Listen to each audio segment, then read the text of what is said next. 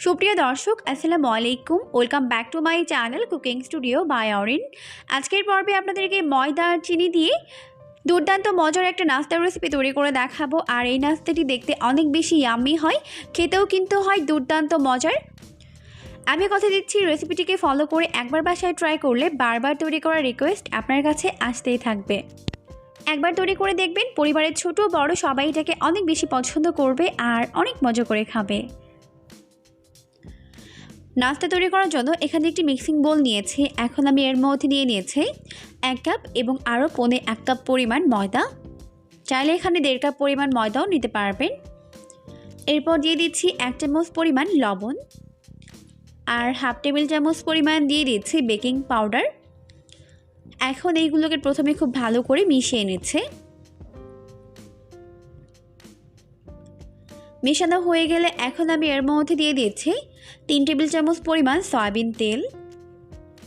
আপনারা চাইলে এখানে সয়াবিন তেলের পরিবর্তে বাটারও ব্যবহার করতে পারবেন। এখন তেলটিকে এই ময়দার সঙ্গে এইভাবে একটু সময় নিয়ে ঘষে ঘষে মিশিয়ে নিচ্ছে। তো মেশাতে মেশাতে যখন দেখবেন মিশ্রণটিকে হাতের মধ্যে নিলে এইভাবে খুব সহজে মুঠ করে ফেলা যাচ্ছে, আবার খুব সহজে ভেঙেও ফেলা যাচ্ছে, তখনই বুঝতে হবে এটা রেডি। তো এখন আমি এর মধ্যে একটা ডিম ভেঙে দিচ্ছি। এরপর এর মধ্যে অল্প কিছুটা পানি দিয়ে দিচ্ছি, আর পানিটা নর্মাল তাপমাত্রার পানি। তো এখন আমি এই ময়দাটিকে ভালো করে মেখে নিব। আর এভাবে অল্প অল্প করে পানি দিয়ে এটাকে মেখে নিতে হবে, এতে করে ডোটি পারফেক্ট হবে। তো অল্প অল্প করে পানি দিয়ে মেখে একটি সফট টাইট ডো তৈরি করে নিয়েছে। এখন এই ডোটিকে আমি দুটি ভাগে ভাগ করে নিচ্ছি। এরপর ডোগুলোর উপরের স্কিনটা এইভাবে স্মুথ করে দিচ্ছে। ডোগুলোর উপরের স্কিনটা স্মুথ করে দেওয়া হয়ে গেলে এখন আমি ডোগুলোকে ঢেকে রেখে দিচ্ছি 10 মিনিটের জন্য। আর এই 10 মিনিটের মধ্যে এটা খুব ভালোভাবে সেট হয়ে যাবে। 10 মিনিট পর এখন আমি ঢাকনাটিকে উঠিয়ে নিচ্ছি। এরপর এখন আমি এখান থেকে একটি ডো নিয়ে নিচ্ছি আর বাকি ডোটিকে ঢেকে রেখে দিচ্ছি। এরপর এই ডোটিকে আমি বেলে নিব, আর বেলার সুবিধার্থে এখানে কর্নফ্লাওয়ার নিয়ে নিচ্ছে। আপনারা চাইলে এখানে কর্নফ্লাওয়ারের পরিবর্তে ময়দাও নিতে পারবেন। এখন এটাকে এইভাবে চেপে চেপে যতটা সম্ভব হয় পাতলা করে এটাকে বেলে নিতে হবে। তো অনেকটা পাতলা আর বড় করে একটা রুটি বেলে নিয়েছি। এখন আমি এটাকে এইভাবে ভাঁজ দিয়ে নিচ্ছি। তো একটা ভাঁজ দেওয়া হয়ে গেলে এখন এর উপরে এভাবে কর্নফ্লাওয়ার দিয়ে দিচ্ছে। এরপর সেমভাবে আরও একটি ভাঁজ দিয়ে দিচ্ছে। এখন এই ভাঁজের উপরেও সেমভাবে আমি কর্নফ্লাওয়ার দিয়ে দিচ্ছি। এরপর এটাকে আমি এইভাবে বেলে নিচ্ছি। তো চেপে চেপে একটু বেলে নেওয়া হয়ে গেলে এখন আমি এটাকে এইভাবে ভাঁজ দিয়ে নিচ্ছি, আর এর উপর থেকেও কর্নফ্লাওয়ার দিয়ে দিতে হবে। তো এইভাবে 3 ভাঁজ করে নিচ্ছে। তো এখন তৈরি করে নেওয়া হয়ে গেছে। এখন এটাকে আমি 10 মিনিটের জন্য ঢেকে রেখে দিব। তো সেমভাবে বাকি ডোটিকেও বেলে এইভাবে আমি তৈরি করে নিব। এখন আমি এই নাস্তার বাকি প্রিপারেশনটা করে নিচ্ছি। তো এখানে চুলায় একটা প্যান বসিয়ে দিয়েছি। এখন দিয়ে দিলাম 1 কাপ পরিমাণ চিনি। এরপর দিয়ে দিচ্ছি 1 কাপ পরিমাণ পানি। এরপর এখন আমি এটাকে হাই হিটে জাল করে একটা শিরা তৈরি করে নিব। আর এই শিরা কিন্তু একটার বা দুই তারের কোনো শিরা হবে না। হাতের মধ্যে নিলে চটচটে একটা ফিল হয়, অনেকটা মধুর মতো ঘনত্ব থাকবে। তো এই পর্যায়ে এটাকে চুলা থেকে নামিয়ে নিতে হবে। তো এখন আমাদের শিরা রেডি, এটাকে আমি চুলা থেকে নামিয়ে নিচ্ছি। এরপর আমি এখানে একটা বিস্কিটের প্যাকেট নিয়েছি। আপনারা আপনাদের পছন্দ মতো যে কোনো বিস্কিট এখানে নিতে পারবেন। এখন একটি বেলুনের সাহায্যে এটাকে আমি এইভাবে গুঁড়া করে নিচ্ছি। এখন গুঁড়া করে নেওয়া হয়ে গেছে, এটাকে আমি একটি বোলের মধ্যে নিয়ে নিচ্ছি। এখন আমি এর মধ্যে আগে থেকে তৈরি করে নেওয়া চিনি শিরা দিয়ে দিচ্ছি। আমি এখানে প্রায় 3 টেবিল চামচ পরিমাণ চিনি শিরা দিয়ে দিলাম। আর শিরা দেওয়ার পরে এটাকে ভালোভাবে মিশিয়ে নিতে হবে। তো খুব ভালো করে মিশিয়ে নেওয়া হয়ে গেলে এখন হাতের মধ্যে নিয়ে এরকম ছোট ছোট বল তৈরি করে নিতে হবে। আর বল তৈরি করতে কিন্তু দেরি করা যাবে না, তাহলে কিন্তু এটা আর বল করা যাবে না, কারণ চিনি শিরা ঠান্ডা হয়ে গেলে কিন্তু এটা জমে যাবে, সেক্ষেত্রে কিন্তু আর বল তৈরি করে নেওয়া যাবে না।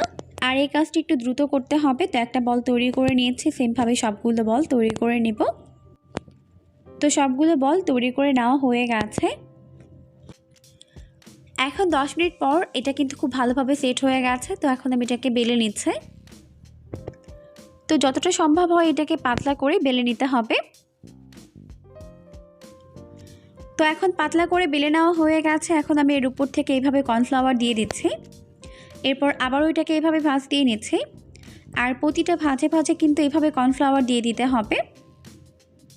আর আমি আগেই বলেছি এখানে আপনারা চাইলে কিন্তু কর্নফ্লাওয়ারের পরিবর্তে ময়দাও ব্যবহার করতে পারবেন। তো এখন এটাকে আমি আবারও 10 মিনিটের জন্য ঢেকে রেস্টে রেখে দিব। এখন 10 মিনিট হয়ে গেছে। এখন আমি এটাকে বেলে নিচ্ছি। তো অনেকটা পাতলা আর বড় করে একটা রুটি বেলে নিয়েছি। তো এখন আমি এরকম একটি কুকি কাটারের সাহায্যে এটাকে কেটে নিচ্ছি। তবে আপনারা চাইলে কিন্তু এখানে স্টিলের গ্লাসের সাহায্যেও এটাকে কেটে নিতে পারবেন। তো সম্পূর্ণ রুটি কেটে নেওয়া হয়ে গেছে। তো সেমভাবে আমি আরও একটা রুটি বেলে এইভাবেই কেটে নিব। এখন আমি এখানে একসঙ্গে 3টা পিস নিয়ে নিব। আর প্রতিটা পিসের উপরে এইভাবে কর্নফ্লাওয়ার দিয়ে দিতে হবে। এরপর এখন আমি এইভাবে শেষ রুটির উপরে কিছুটা পানি লাগিয়ে দিচ্ছি। এখন যেই সাইডে রুটির উপরে আমি পানি লাগিয়েছি ওই সাইডে রুটির উপরে এইভাবে বিস্কিটের বল দিয়ে দিয়েছি। এরপর এটাকে খুব ভালোভাবে একসঙ্গে সিল করে দিতে হবে। আর এর উপরে এইভাবে অল্প অল্প করে একটু পানি দিতে হবে, এতে করে এর মুখটা সিল করতে সুবিধা হবে। তবে অনেকটা পানি কিন্তু দেওয়া যাবে না, অল্প করেই দিতে হবে। তো অল্প অল্প করে পানি দিয়ে ভালোভাবে এর মুখটাকে সিল করে নিচ্ছে। আর উপরে একটু কর্নফ্লাওয়ার দিয়ে দিলাম। এরপর আমি এটাকে এইভাবে কেটে নিচ্ছি। তো আমি এটাকে কীভাবে কেটে নিচ্ছি আমার হাতের দিকে লক্ষ্য করলেই বুঝতে পারবেন। আর একটু ডিপ করে কাটতে হবে যাতে করে সম্পূর্ণটা কেটে যায়। তো এখানে আসলে বলে দেওয়ার কিছু নেই, আপনাকে দেখেই বুঝে নিতে হবে আমি এটাকে কীভাবে করে নিচ্ছি। তো চারপাশ থেকে ঘুরিয়ে ঘুরিয়ে এইভাবে কেটে নিতে হবে, অনেকটা ফুলের মতো করে। তো ব্যাস, একটি নাস্তা শেপ তৈরি করে নেওয়া হয়ে গেছে। তো সেমভাবে আমি সবগুলোকেই তৈরি করে নিব। এখন আমার সবগুলো নাস্তার শেপ তৈরি করে নেওয়া হয়ে গেছে। এখন এগুলোকে ফ্রাই করে নিব। তো এই জন্য চুলায় একটা প্যান বসিয়ে দিয়েছি। আর প্যানটিকে ভালো মতো গরম করে এর মধ্যে কিছুটা পরিমাণ সয়াবিন তেল দিয়ে দিয়েছি। তবে অনেক বেশি তেল কিন্তু দেওয়া যাবে না, তাহলে কিন্তু নাস্তার শেপটা এভাবে সুন্দর মতো ফুলবে না। তো এখন আমি এইভাবে উপর থেকে তেল দিয়ে দিচ্ছি, এতে করে পাপড়িগুলো এভাবে খুলে যাবে, দেখতেই পাচ্ছেন। তো যখন একটা নাস্তার শেপের এরকম পাপড়িগুলো ছড়িয়ে যাবে তখন আমি এর মধ্যে আরও একটা নাস্তার শেপ দিয়ে দিচ্ছি। তো সেমভাবে আবার উপর থেকে সয়াবিন তেল এভাবে দিয়ে দিব, এতে করে কিন্তু এটা খুলে যাবে এভাবে। তো দেখতেই পাচ্ছেন। তো সেমভাবে আমি সবগুলোকেই ফ্রাই করে উঠিয়ে নিচ্ছি।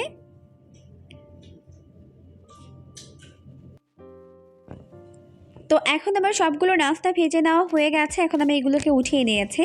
আর দেখতেই পাচ্ছেন লোকটা কত বেশি আম্মি দেখাচ্ছে। এখন আমি এর উপর থেকে আগে থেকে তৈরি করে নেওয়া চিনি শিরা এইভাবে দিয়ে দিচ্ছে। আর এই নাস্তাগুলোকে কিন্তু আপনারা একবার বানিয়ে অনেক দিন পর্যন্ত সংরক্ষণ করেও খেতে পারবেন, খেতে দুর্দান্ত মজার হয়। আশা করছি রেসিপিটি আপনাদের কাছে অনেক বেশি ভালো লেগেছে। আর নাস্তাগুলো কিন্তু বেশ কয়েকদিন এরকমই মুচমুচে থাকবে, খেতে কিন্তু অসম্ভব মজার হয়। অবশ্যই রেসিপিটিকে ফলো করে ট্রাই করবেন। আজকের মতো বিদায় নিচ্ছি, সবাই অনেক বেশি ভালো থাকবেন। আল্লাহ হাফেজ।